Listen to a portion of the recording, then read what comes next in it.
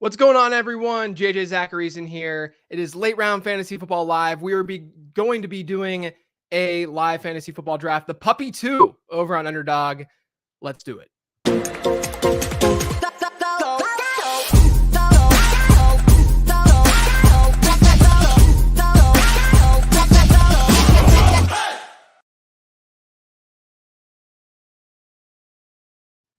What's going on, everyone? I had some location issues on my browser, so I ended up just joining via mobile and then clicking through on the browser on an active draft. Looks like I ended up getting the 108. So we'll see. It looks like this thing is starting in 18 seconds. I don't know if any of you guys gotten this. I'm trying to kind of stagger when I'm starting these things so that you guys don't lobby snipe me and join the drafts with me while I'm doing this, because I want to add commentary and stuff while I'm drafting. And if I add commentary, you guys can easily snipe me as a result. I see Bethany Peter says we want to draft with you. There will be opportunities for that. There will be opportunities. So I'm at the 108. This is usually a potential running back situation. If you guys listen to Becoming a Best Ball Bro that dropped today, you know that I'm trying to not go with as many 0 RB lineups. And I think the Puppy is sort of a good place and foundation to kind of do that. Because we're probably going to get a little bit more wide receiver heavy drafts and BBMs. Have you drafted any eliminator teams? I have not, actually. I've been focusing a lot more on just the standard tournament contests, like the Puppy. You had the mini schnauzer. I did the marathon for a little bit. I said this on the show. I think the marathon's great for some people. It's just not as fun for me because I kind of enjoy the planning for week 17 stuff and getting that correlation in my lineup. But I understand why people would be attracted to it. Like, makes a lot of sense. I'm drinking some tea out of my, I guess I don't know if I'm going to be able to do this very well. I got my super daddy-o mug that my daughter got me for Father's Day last year. Maybe for Christmas, one of the two. I can't remember. But it's like a Super Mario, play on Super Mario, super daddy-o. Every time I leave without zero or hero, I feel so poorly about it. Without zero here, are you saying every time you leave with a 0 RB lineup, you don't like it? Or you're saying if you get like a robust lineup? If I go RB, like Pete Overzet talked about, I'm going to go Bijan here. Like Pete Overzet talked about on Becoming a Best Ball Bro that dropped today, it's really just about like you can go RB. I think part of the problem is that people, when they do that, they don't balance their roster well enough, Light mode king. That's right, Bindles. We are in light mode. That's going to differentiate me from the rest of the draft live streams that you guys watch on YouTube, is that I'm going to be the light mode guy. Everyone else, they're going to be dark mode kings and queens. But I will gladly wear the light mode king crown. If I try to balance, I feel I fall way behind on wide receiver. Yeah, I get that. I think that's a huge problem that people run into all the time. It just depends on how the draft economy and your individual draft market is kind of going. So I started with Bijan. Puka Nacua was kind of it's early for him. He usually goes like 110, 109 to 112, let's say. Derrick Henry at the 112. So anytime that look at this turn. Just going with a Baltimore stack with Derrick Henry and Zay Flowers. After this next pick, I'll go back to the draft board.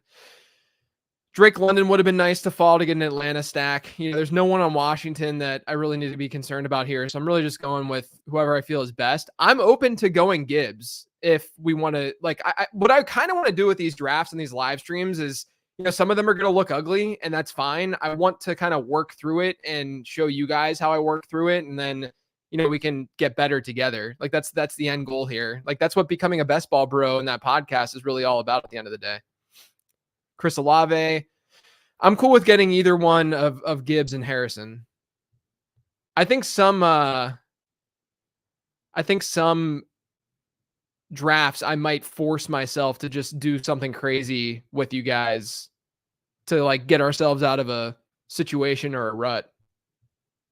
After I make this pick, I'll get to your question, Joey. I promise. I just want to make sure I'm on top of it. I have a feeling Gibbs will probably go here, although they went running back in round 1 with Brees. So, yeah, they went Gibbs. All right, let's go with Marvin Harrison. This is a situation where the puppy's going to fill eventually. You could differentiate if you really wanted to and get but Bijan's a mid first pick. So there's a lot more variation there. So I'm just going to go Marvin Harrison, which realistically Marvin Harrison at 205 is later than he typically goes for the most part. So, I got Bijan, a pick later than ADP. I get Marvin Harrison a couple picks later than ADP. So all of a sudden it's a little bit more of a unique lineup. Not like dramatically different, but I'd be curious how many puppies have Harrison and Bijan together. Is there a position that you have enjoyed looking into the most for this year's draft guide, or even more specifically, a position and area of the draft? That's a really good question. I'm working June. When June hits, I go crazy with the draft guide. I'm talking I work days during the day on it, which is why I had to step back from doing the Tuesday episodes of the Late Round podcast, because I just can't do all that work with becoming a best ball bro being a thing and perspectives being a thing now, which is good. I'm glad that I have those projects because I like the interview shows and I like to be able to sort of differentiate that podcast feed a little bit more. But yeah, I mean, in June, it's basically me, researching during the day, researching at night after the kids are down. And that's just, it's my June, that's just the way that it goes. And I'm grateful for it. I'm not complaining whatsoever that I get to analyze this stuff as a job. So don't take it the wrong way. But I've been just in draft guide hell for the last 3 weeks, basically. I'd say one of the more, I always like analyzing quarterback, but I think the thing this year that people are going to have sort of like an aha moment with, could be tight end. And it's not so much which tight end should you pick. It's the macro trends that if you guys have read the draft guide in the past, that I love looking at, or any of my work in the past, that I love looking at macro trends. And there's a really interesting macro trend going on this year with tight ends, with them objectively going later in drafts than they have in the past. And I really think it's just being driven by Travis Kelce and what he did last year, which was just not really live up to expectation. We don't have this anchor at tight end this year. And I think that's just changing everything at the tight end position. And it's making them more enticing to draft. Whereas I've been open to a more late round tight end approach in the past. This year, I really think getting one of those 5 or 6 guys, I think there's probably 4. It's the top 4 that get drafted typically. I do think there's a little bit more question marks now that I've researched a little bit more with a Dalton Kincaid and a Kyle Pitts, for reasons that are in the draft guide. And I can, I'll talk about it, eventually. I don't really want to get into it now because it's still kind of fresh, but, I'm going to be probably attacking those 4: Kelce, Laporta, not as much just because his cost is higher. But Kelce, Laporta, McBride, and Andrews. Joey says, I love perspectives. Thanks. I appreciate that. Who have you been generally taking between Olave and London? Usually London, but I think I'll be honest, there's some data that suggests that London's a riskier pick too that I discovered while doing the draft guide. So I've tried to cool down on him a little bit. I think my exposure for London is probably around 10%, and my exposure for Olave is probably at market, maybe slightly below market. Some of that oh wow, I'm about to be up. Should probably focus here. So let's see. We got Arizona. Cooper Kupp would be perfect here. Cooper Kupp would be the pick. I shouldn't say it out loud. I don't know who's in this draft that's listening to the stream right now, but I think Kupp would be a great pick to pair with Marvin Harrison with that Arizona LA stack. These are my ranks, so I'm higher. Yeah. I'm higher on Kupp, clearly. My rank has Kupp as the second best player here. DJ Moore is the top guy by ADP, but I'm going Kupp to get that week 17 correlation. Wide receiver is a position of need after going running back in round 1. This to me is a good start. This is the kind of lineup that especially, I mean, if this was like a season long league, I'd be fine with it too. I think Harrison is going to be a little bit, I think he's going to go a lot later in a typical season long redraft league than he goes in these best ball drafts, but his ceiling's definitely there. Let's see. Did I just lose my mouse? Yeah. I agree with Pete on tight end. You guys can see my mouse just going everywhere. I agree with Pete on tight end. I watched his YouTube on it. Looks like, and took a look at boards and drafts I made, and that strat made so much sense. Yep. There's a huge groupie of elite tight ends that all cause them to get lumped together and go further back. Yeah, I think that's really what it comes down to. It's like, I have some hypotheses in the draft guide as to why we're seeing what we're seeing. It's kind of this combination of like what happened last year, and then also elite quarterbacks are more predictable. And it's just, it's sort of just this like last year, early round tight ends weren't as good. Late round tight ends were really good. And I think when that happens, you just naturally see people. That's a pretty decent value on Kyron Williams, and I haven't even drafted Kyron that much. So yeah, as we thought, this person drafted 4 Ravens to start his draft. All right. I'm about to be on the clock again. If Kelce's there, I'm open to Kelce. I think I'm probably going to go Kelce after all this tight end chatter because Mark Andrews is gone. I don't think I'm going to be able to get Kincaid coming back with the way that where Andrews went because there's no buffer there. I think we just forced it a little bit. I mean, it's not really forcing, but I think that we just go with Kelce.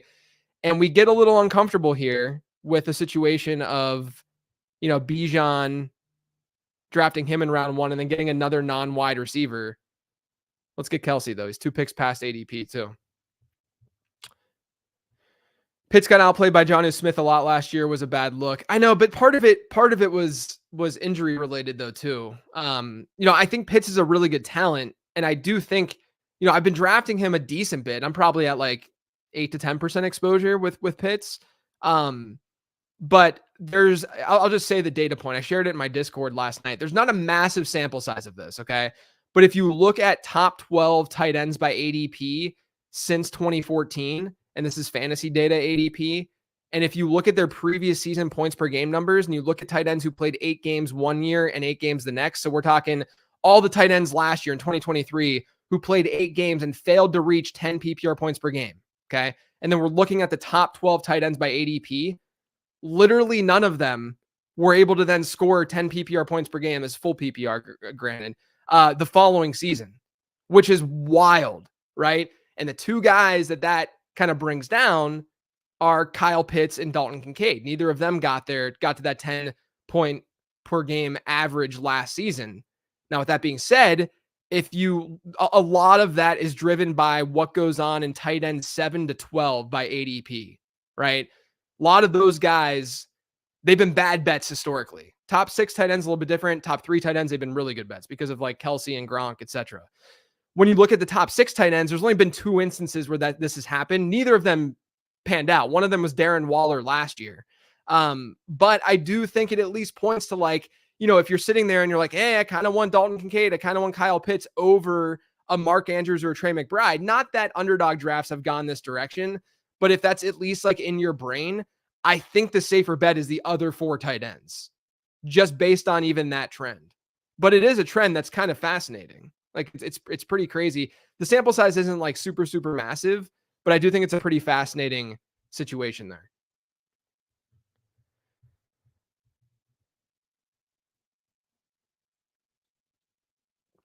How do you have these guys ranked? Adams, Ayuk, Olave. I don't know off the top of my head.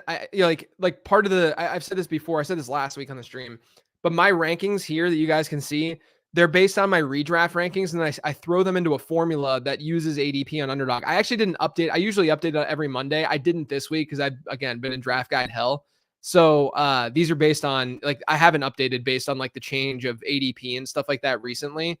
So keep that in mind. But I don't know off the top of my head which guys. I mean, if I were to say who am I going to pick in like a season-long league of those players right now because of the Ayuk situation, probably Adams or Olave. I think Olave is probably a little bit safer, but Adams, is Adams. I say safer just as in like, you don't have like the age concern with Olave. Both of them in pretty crappy situations.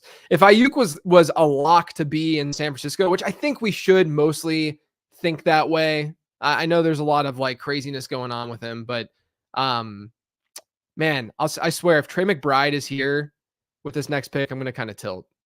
Okay, good. Thank you. We're going to have to force wide receiver, I think, with this next pick. Maybe a Reed, maybe a Ridley. We don't have like insane correlation going on yet.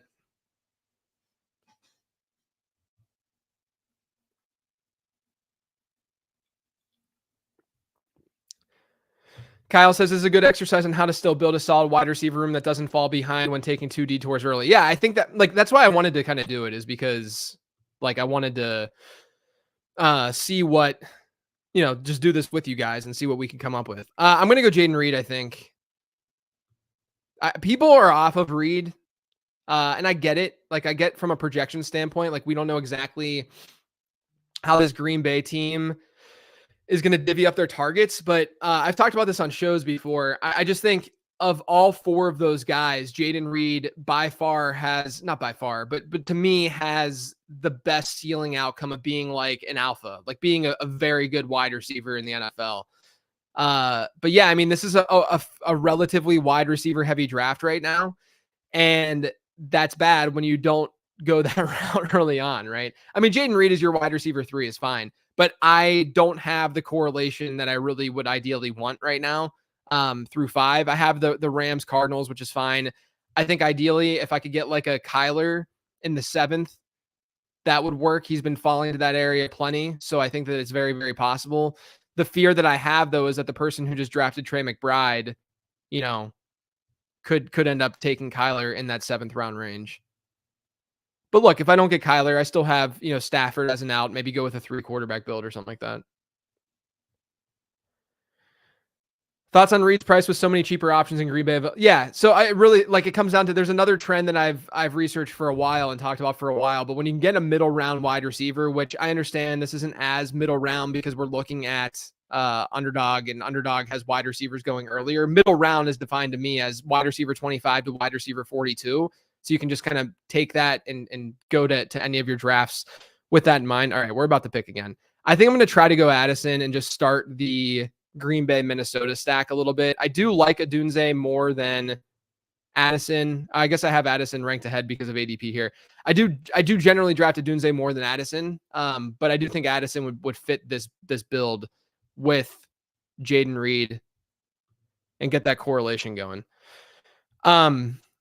So yeah, the middle round running back, the middle round wide receivers, the ones who had yards per route run rates in the previous season above 2, they hit at a really good rate. And then 2nd-year wide receivers hit at a pretty good rate too. And it's just this combination with Jaden Reed. What's kind of interesting, and I've drafted a lot of Dontavian Wicks, don't get me wrong. I'm very much, if you couldn't tell, if you're newer to my content, I'm very much someone who loves to research market trends because I think the market tells us more than people realize, right? Like, ask yourself, why is Dontavian Wicks being drafted later, right, in the double-digit rounds on Underdog, even where it's wide receiver heavy? I mean, he's like probably wide receiver 60 or in the 50s or something like that.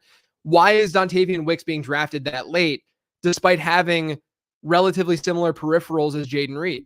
Like, ask yourself, why is that happening? And some of you might say, well, they shouldn't. There should be a closer gap between those two.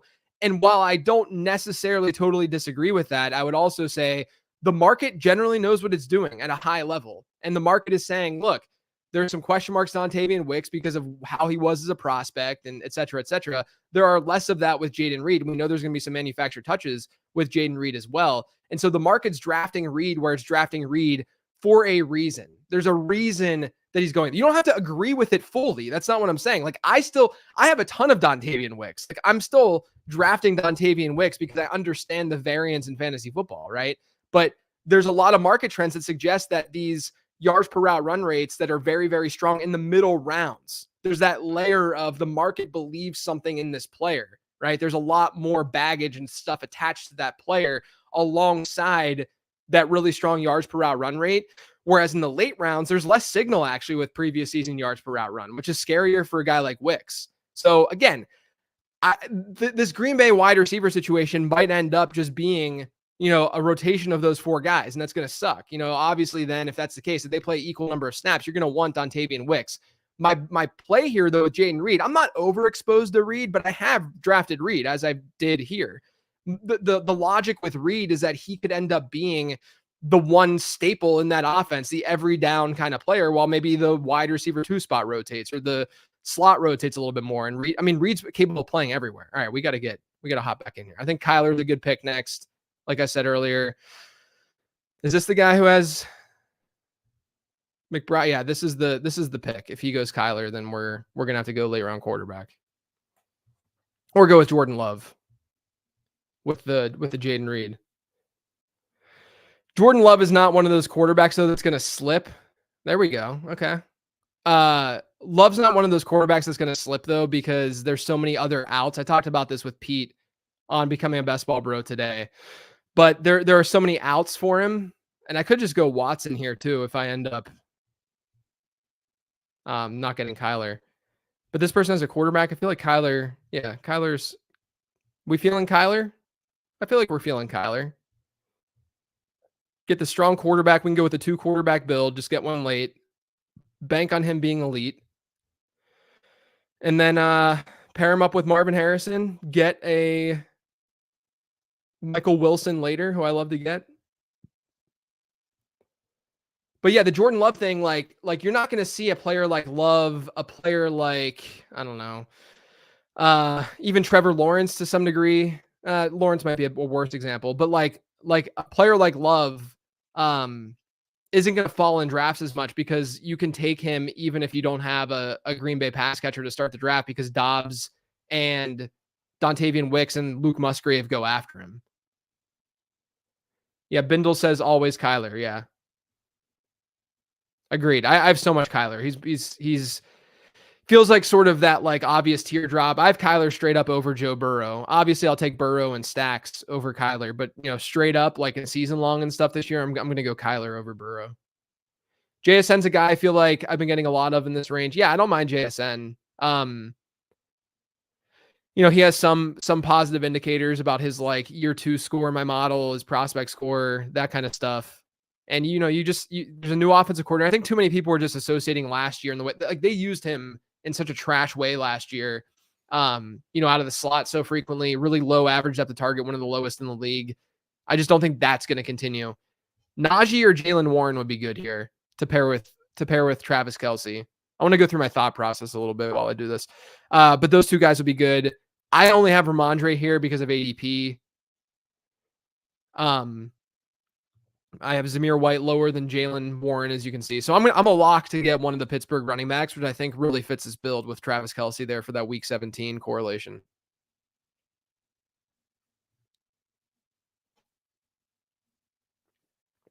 Is the reason Josh Allen is now falling to the 4th? Nobody wants to take Bills pass catchers. I don't know if it's that. I'm going to go Najee. I have Najee ahead of Jaylen Warren barely, but I do have him ahead. There's another piece of another trend, if you will, that prospect scores in like the RB2. You can maybe throw in the high end RB3 range. Prospect scores do get some correlation, and Najee Harris had that prospect score. There's actually some negative trends for Jaylen Warren in the draft guide. Now, look, all these trends, like you have to have loose parameters with them. You don't have to just you don't take them at heart and just say, oh, I got to auto fade this player. Like the situation matters just as much, but I do think it's important to look at those trends. Like if you have a non-year 2 player that really hasn't proven that much in the past, it's not as good as having like a year 1 or 2 player in these middle rounds that hasn't proven anything, because they're younger versus a veteran.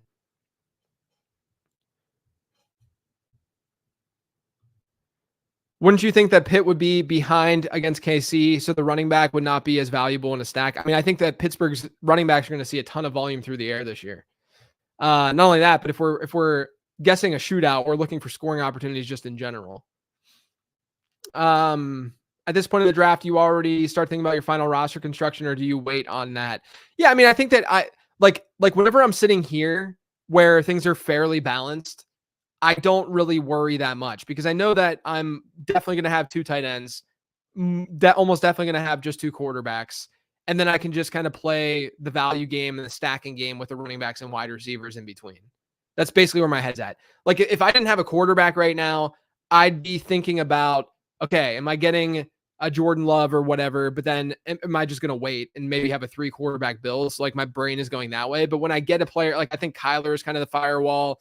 Maybe you can go up to Jordan Love as like a 2 quarterback build guy. But whenever I get like a Prescott or a Jordan Love, I try to get, a higher end QB2 type, or maybe mid-range QB2 type, like a Stafford or something. I don't want to rely as heavily on like a Geno type, or a Bryce Young or a Will Levis. Whereas with Kyler, I'm more okay in doing that, because I do think Kyler's ceiling is good enough. Now, I'm in a position right now where I don't have an obvious stack, right? Like, do I go JJ McCarthy with Kyler? I don't think that's enough. I feel a little bit more, or at least I should say I feel more uncomfortable with that. Now, Jordan Love might be available, which brings us to what happened last week with Caleb Williams versus when I had Lamar on my team. I might end up skipping Jordan Love and trying to, because unless Christian Watson team gets him right here.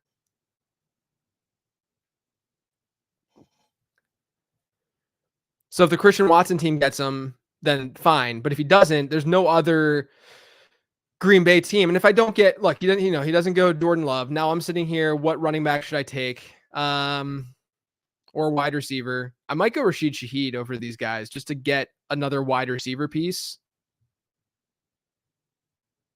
Or I could just go, I'm trying to force Tajay Spears a little bit more. Or I could go Trey Benson. Let's go Trey Benson. There's actually a trend in the guide as well with middle round rookie running backs. You actually don't want ambiguous backfields with them, but obviously, in a given week in best ball, things can go a certain direction with Trey Benson if James Conner's hurt. So let's just get the Arizona stack continued. And then if we get Jordan Love next, I'm okay with that. Like, I'm okay with I don't do it frequently, but let's just have fun with it because I think the rest of this build is pretty decent. Let's go back to the draft board.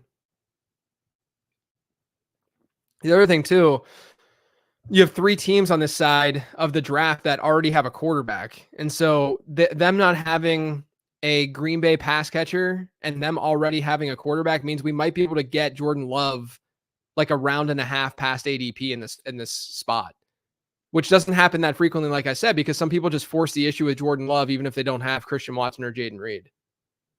Any thoughts on the viability of Raiders stacks? I've done it. Do I love it? No, of course not. There goes Jordan Love. Okay. I'm not surprised that happened. I didn't really need to force it. I don't think. I think that was the right play. We could go Dontavian Wicks here, though, to pair with Jaden Reed and really annoy the Jordan Love drafter right there. Because look, the running back situation I feel good about. This is where, it's going to be a slight reach, especially because he's not even. I just don't want to go crazy at running back. We're going to go Dontavian Wicks and get more of that Green Bay, Minnesota game.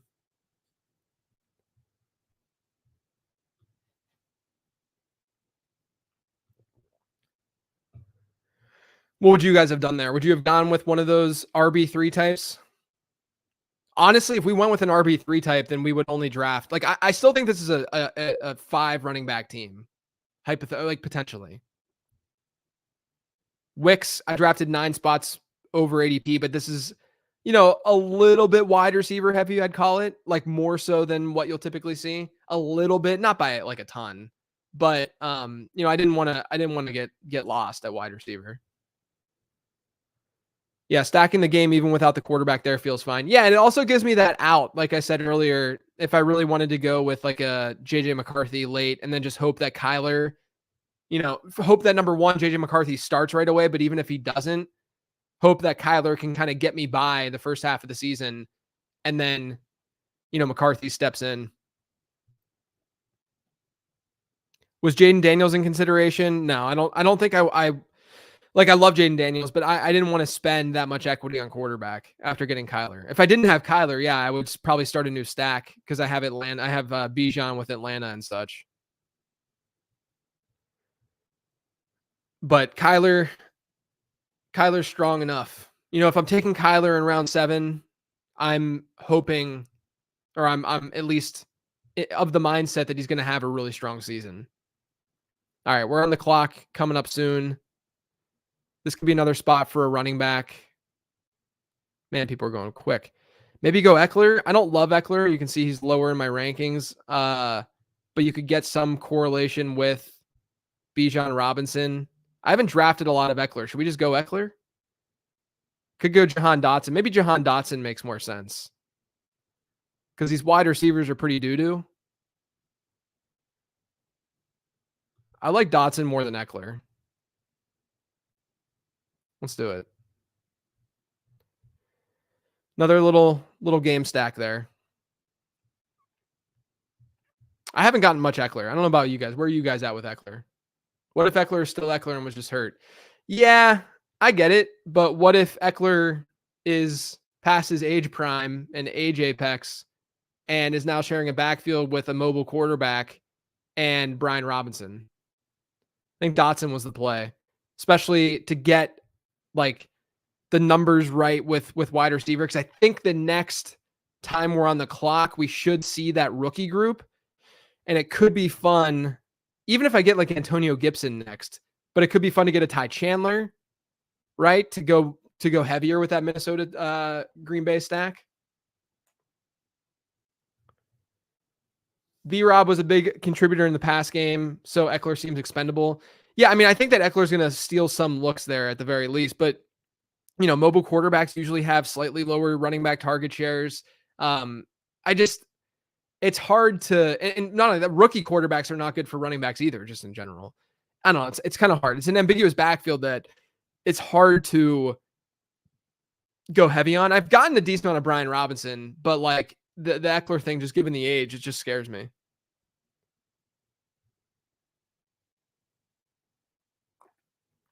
Oh, here's a good question by Joey. I'll get to it in just a second. I mean, I might be able to get Eckler next after all that. We'll see if Eckler's on the clock, or if he's up whenever I'm on the clock, then I'll get him, and we'll appease all of this, and we'll just get a game stack going. Joey, I'll get to that question in just a sec. I just want to focus on this next pick. So there's Eckler. I mean, Zeke is there. It's not really that sexy of a pick. Marshawn Lloyd could be fun because of the Green Bay stuff. Eckler would fit the build though pretty well. There goes Zeke. All right, let's do it. Let's do it. After all that, we still get Austin Eckler. Love to see it. Yeah, so let's talk about this. Joey asked why Jerome Ford's going off the board so late. It seems like it's unlikely Chubb comes back to start the year and everyone rushed to the waiver wire to try and get his replacement last year. Yeah, my thing with Jerome Ford, it's really interesting. Like I am kind of surprised that so many people are in on him, because there are a lot of people who are in on him. Someone said, didn't Daniels target Rashard White a lot in college at Arizona State? Yeah, I'm only referring to pro stuff. I don't look at collegiate stuff with that kind of thing, because offenses are so different and the way that they use players is so different. I like the name Richard White though instead of Rashad. That's funny. But with Jerome Ford, it's just weird to me that like people are like there's people that are very, very into him. And look, I've thrown the dart. It's fine. I've drafted him on teams. I'm not saying I'm fading him, but because he does have big playability. But do we really think his upside is like being a bell cow in the offense? Like we literally last year saw him split a backfield with Dusty Kareem Hunt. And that was without Nick Chubb. Like, given that Nick Chubb was going to be out. Jerome Ford was actually pretty bad on the ground if you look at his numbers. He was really bad at gaining positive yardage. He wasn't that much of a grinder. He's a decent receiver, big play threat. He's fine as in a complement role. And I think that's how they're likely going to use him this season. And look at the moves that they made this offseason. They get Deontay Foreman, an early down grinder. That's more so what Jerome Ford doesn't do. And they also got Nyheim Hines, who, could catch passes out of the backfield, right? Like those two complement each other. And then Jerome Ford is kind of like in the middle, but he wasn't a bell cow last year. So I like in this area of the draft, I ideally, and I know that Austin Eckler isn't necessarily that guy, but we've seen Eckler kind of be that guy at times throughout his career, right? Where I want these players to have that potential to be every week bell cow backs. And someone said, are you making the case for Deontay Foreman? I mean, kind of. I don't mind throwing the dart. I don't think that he is going to catch a lot of passes though. And that's obviously a big problem, but like Marshawn Lloyd versus Jerome Ford. Tell me the difference between those two players, right? The difference between those two players is that Nick Chubb is guaranteed to probably not be healthy during the front half of the season and then maybe step in. Whereas Marshawn Lloyd has Josh Jacobs to deal with, right? But I would argue that there's more upside with Lloyd because we don't know how good he's going to be in the NFL, number one. And then number two, he has the upside of Josh Jacobs getting hurt himself. And I'm trying to only look through that lens. I think Jerome Ford is a floor pick, not a ceiling pick at the end of the day, right? That's really what it comes down to. All right, we gotta figure this out. I wasn't paying any attention. Kirk Cousins, maybe.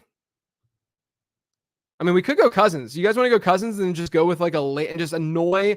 Let's just annoy the living you know what out of the Kyle Pitts.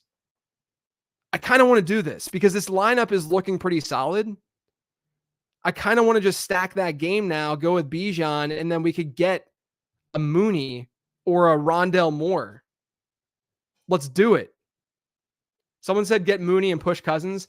I understand that, but that would mean that there's the Kyle Pitts drafter right here who has Anthony Richardson. Oh, I guess they do have three freaking quarterbacks. That's why you got to look at the draft board more. Someone just got Mooney next. Maybe that was the move. That's a good call. Should have gone Mooney and pushed Cousins, but went with Cousins to have that solidified, and it was past ADP already. The Pitts guy was after me. I guess the London guy is after me too, probably, right? Yeah. Oh, it's the same team. What is this team doing? Kyle Pitts and Drake London, and then you draft Anthony Richardson, Jordan Love, and Tua. I don't feel as bad anymore because this is the team that drafted Jordan Love, and they don't have any Green Bay Packers. I don't feel bad for that Cousins pick. We're gonna get Rondell at the end of the draft though. Have sort of a or in week 17, Kirk Cousins is just going to dump it off to Bijan for like 8 touchdowns. All right. Next pick. I love this tier of backs, the Jalen Wright, Antonio Gibson, Kamani Vidal. So I'm cool with any of those guys. I don't think I need to force it at tight end. I'm fine with just kind of throwing a dart at tight end in that tight end 2 spot with Kelce on the team. Could go and think about wide receiver a little bit, but a lot of these guys are the same. I think there's a tier break here. Trying to think. There's no one obvious though to go after. I do have Michael Wilson. I do have Michael Wilson, but Michael Wilson's ADP is later than this, and there's other Arizona wideouts that I can go after. I'm going to get my final running back. We're going to make it Antonio Gibson. I'm going to get the final running back. And then if Michael Wilson is there, that's great, but I could go with Zay and get more Arizona that way. Here comes James. James, you're late to the party. Making fun of my light mode. So we go Antonio Gibson. That's the running back room. Running back room is done. Bijan, Najee, Trey Benson, Austin Eckler, Antonio Gibson. It might not be done because we're only going to get one more tight end. The wide receiver room could get a little bit of beef, but I don't know. Do you guys like this team? I kind of like this team. Yeah, Michael Wilson might not be there. That's fine. I'm not like I have a lot of Michael Wilson. I've talked about him on Becoming a Best Ball Bro. I have a lot of Michael Wilson. And yeah, maybe that was the play, but I really like that running back tier. I just wanted to get one more guy there to feel stable at running back. And then now I can throw the darts at a wide receiver and still get like a Zay if I wanted to. I'm currently watching via dark mode on YouTube, resisting the urge to comment on the light mode. I should put like a little thing at the bottom of the screen that says like, yes, this is indeed light mode.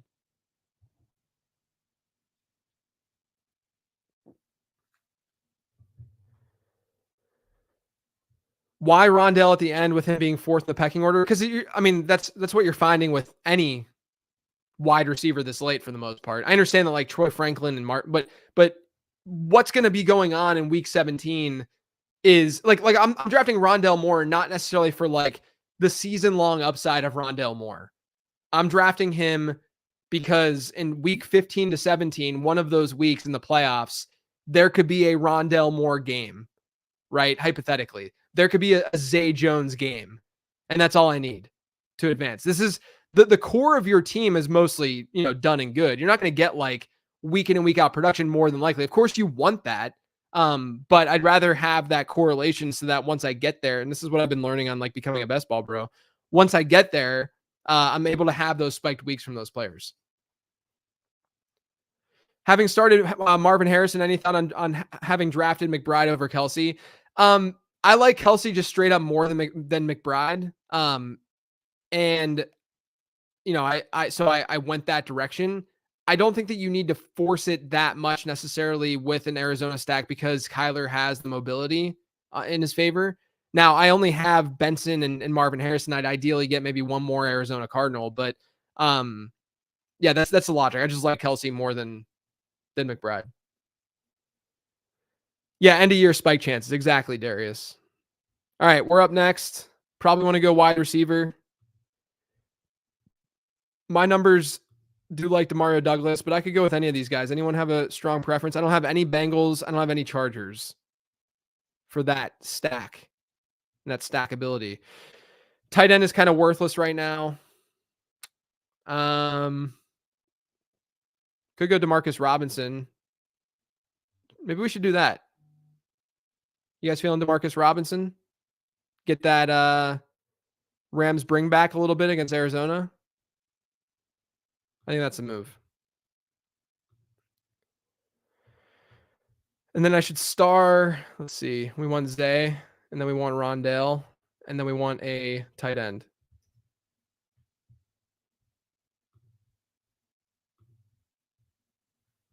Right? 3 more picks, and we'll just go with a 5 running back build. Little fragile, but we have the hero RB, and I think that's fine. The other day I had Flowers and Lamar ended up falling to 57, so I grabbed them and tacked on likely late. Is this a smart play there, or do you think it's smart to focus on wide receivers in the stack? No, it's absolutely fine to get Isaiah likely late in that scenario. Yeah, so I think Zay, Rondell, and get a tight end. What tight end should we get? We could get a Colby Parkinson. I don't really like going that route though. I think we'll just get a random one-off like Jonnu or something like that.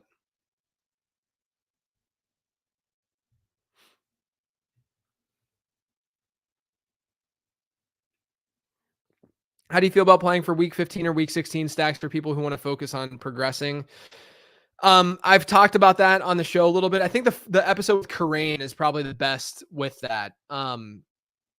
Where he made some good points. I would go. I mean, I think focusing on week 17 is still your number one priority at the end of the day.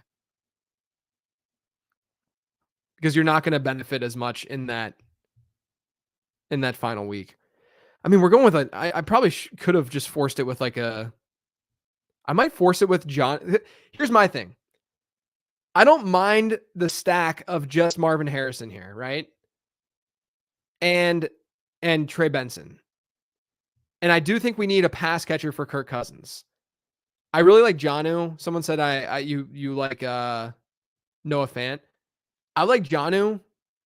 I might go with Jonnu here.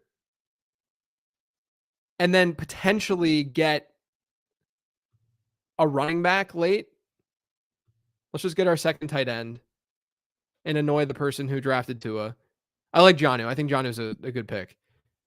Just like standalone. And then now I'm sitting here 9 wide receivers is a lot. And I still went I still got some wide receivers early. Maybe we go 9 wide receivers. But if I don't get Zay, I'm okay with that at the end of the day.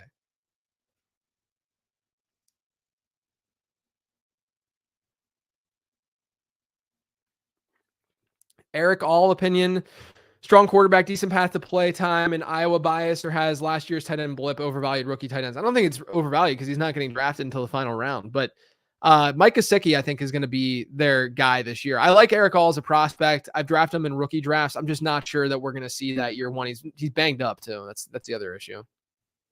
I'm not sure I get the Demarcus Robinson steam. He's turning 30 and has averaged under 20 receiving yards per game in his career. Not sure I want to buy one hot stretch outside of an 18th round dart throw. Understood. I'm not really doing it for the most part outside of, I've done it a couple times outside of a stack, but I do think he's going to be on the field in 3 wide receiver sets. I mean, maybe it's going to be 2-2, but they did show their hand a little bit last year, with Demarcus Robinson. But yeah, I mean, it's all valid. I think it's silly for someone to sit on a stream or pound the tables for Demarcus Robinson. That would be wild. Or even Zay Jones or Rondell Moore, whoever.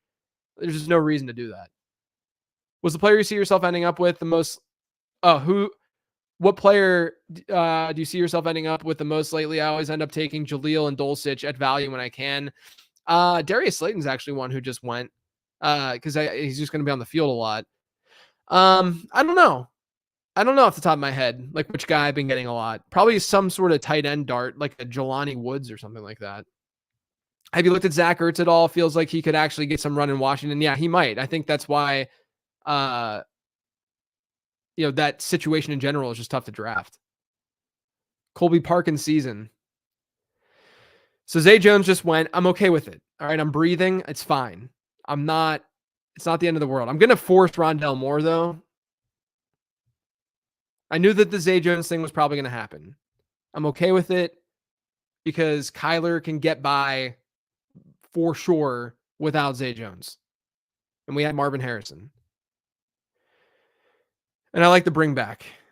But yeah, maybe I should have just not gotten Demarcus Robinson and gone a different route. But I'm definitely going Rondell, and then we'll see what kind of running back we have. Maybe CEH is still there in the last round. Is he still? Yeah. Because then we can get that Kansas City Pittsburgh game a little bit more. CEH would kind of be a fun pick in that final round. But I have to force Rondell Moore. I have to just get a player for Kirk Cousins. So we got this 2-5-8-2 right now. I could go running back or wide receiver. Now that I'm thinking about it, though, this is why I didn't want to force it with Zay Jones, because I know that I needed Rondell Moore for the Kirk Cousins in the Atlanta stack. But, I could go with another wide receiver or running back now. Someone said Greg Dortch as the last one. Yeah, I could do that too. That's a great, great call because I didn't get Zay. So we have Dortch and we have CEH. Let's just see who survives. Why not Casey Washington instead of Rondell Moore? Because Casey Washington is a legit. Oh, there goes CH. Casey Washington is a legit not good prospect. And I think that you could make the argument that Moore was just not used properly in Arizona.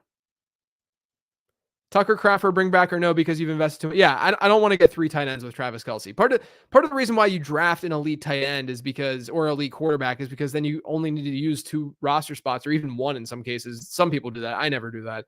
But you only need to use those kind of roster spots, that many roster spots on those players. So I do think that we might go slightly fragile with running back. Like, do you guys think we can get away with these 5? I think I'm going to try to get away with these 5. And then we'll go Greg Dortch. If we don't go Greg Dortch, maybe we force it with, yeah, okay, we're good. There we go. That's a squad. We went a 2-5-9-2. I like going 5 running backs because you're sort of buying into the idea that you're going to hit with those players, right? I wouldn't do it without an anchor like Bijan, but you're hypothetically saying like Bijan's going to be in my lineup every week, right? So I just need these guys to get me this RB2 spot, and I have a nice floor with Najee, and maybe the ceiling's not going to be amazing, but I do have that nice floor, and then maybe James Conner gets hurt during the second half of the year. Maybe, things break for Austin Eckler with Brian Robinson, and then same thing with Gibson and Ramondre. So I think the 5 work in this case. So let's just recap this squad. I got Kyler and Kirk Cousins at quarterback. Totally cool with that. I got Bijan, Najee, Trey Benson, Austin Eckler, and Antonio Gibson. Again, I'm cool with that. Wide receiver, we have Marvin Harrison. We got 9 wideouts. Marvin Harrison, Cooper Kupp, Jaden Reed, Jordan Addison, Dontavian Wicks. We got a little bit of that Minnesota Green Bay game going. Jahan Dotson, Demarcus Robinson, Rondell Moore, and Greg Dortch. Looking at this wide receiver squad, I do think it's probably good that we went 9 just to get a little bit more action in the wide receiver spots. We didn't spend that much equity on them early, but we definitely, got the volume piece down with getting 9. And then we have Kelce and Jonnu Smith. I think I don't mind the squad at all. I like the squad. What do you guys think? You guys cool with it? Let's go back to this mode. Just me.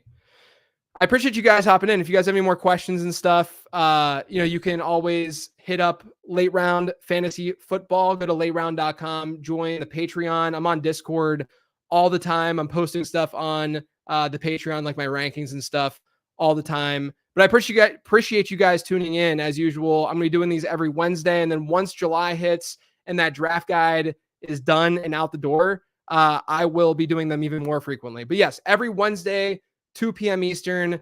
Won't be during the 4th of July week because I'll be on vacation.